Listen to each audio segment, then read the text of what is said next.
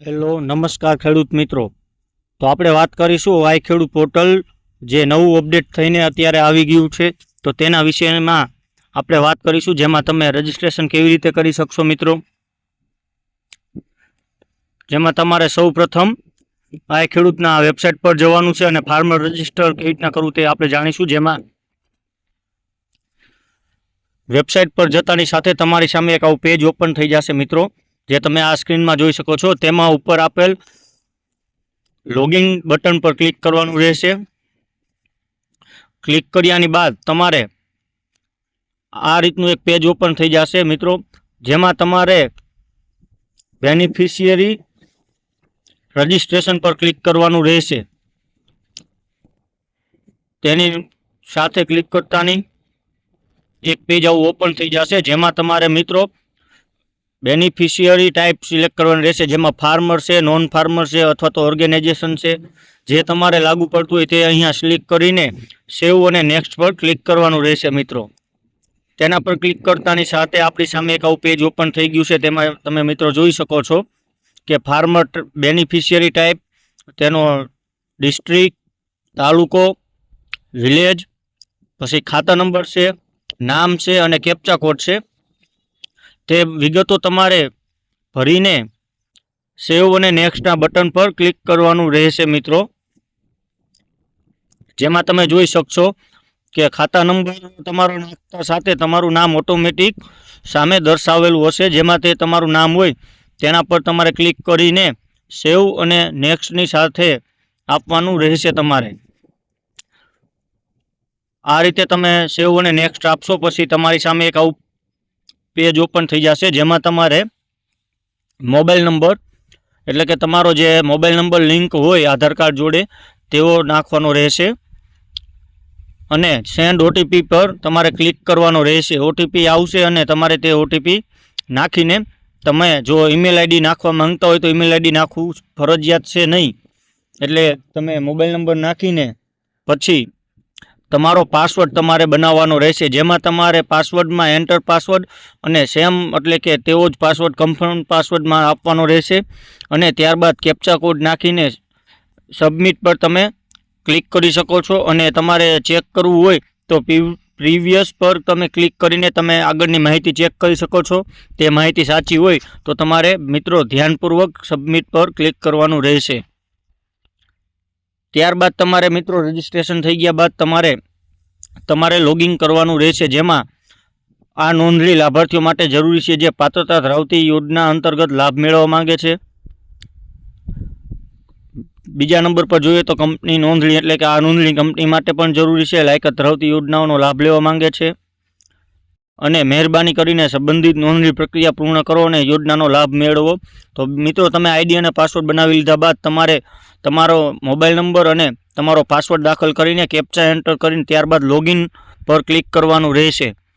તેના પર ક્લિક કરતાની સાથે મિત્રો તમારે આ પ્રકારનું પેજ એક ઓપન થઈ જશે, જેમાં તમારે વિભાગ પસંદ કરો, તેમાં તમે કયા વિભાગની યોજનાનો લાભ લેવા માગો છો તે વિભાગ પસંદ કરવાનો રહેશે। ત્યારબાદ તમે મિત્રો અહીંયા શોધો એટલે કે તમે સર્ચ કરીને પણ તમે જે અરજી કરવા માંગતા હોય તે કરી શકશો। જે પ્રકારના સાધન સામગ્રીની અરજી કરવી હોય તે અહીંયા સર્ચ કરવાનું છે। ત્યારબાદ તમારી સામે આ રીતના ઉદાહરણ તરીકે તમારે ટ્રેક્ટર ટ્રેલરની સાધન સામગ્રી માટેની સબસિડી લેવી છે તો બરોબર તે ઘટકનું નામ અહીંયા આવી જશે।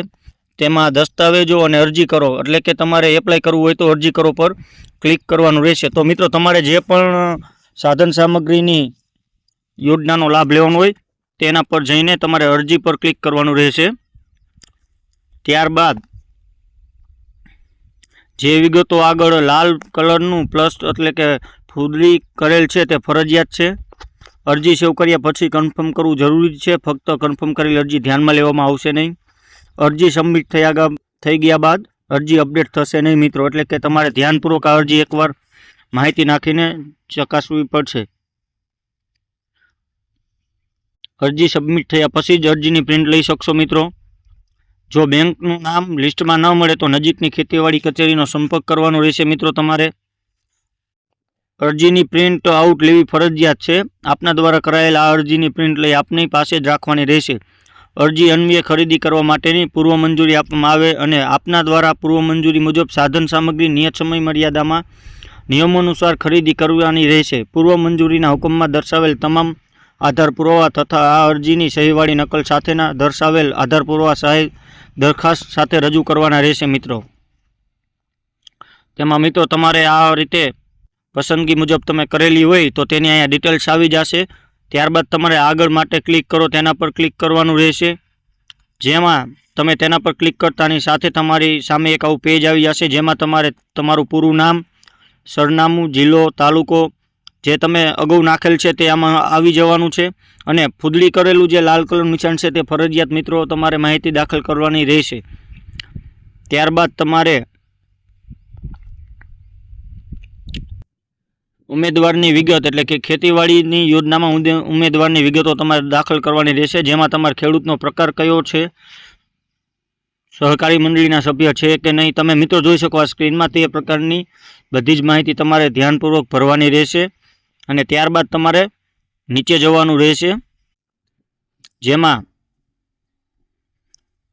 તમે આત્માનું રજિસ્ટ્રેશન ધરાવો છો તો તેમાં તમારે જે હા અથવા તો ના આવતું હોય તે સિલેક્ટ કરવાનું રહેશે તમારા યોગ્ય પાત્રતા મુજબ.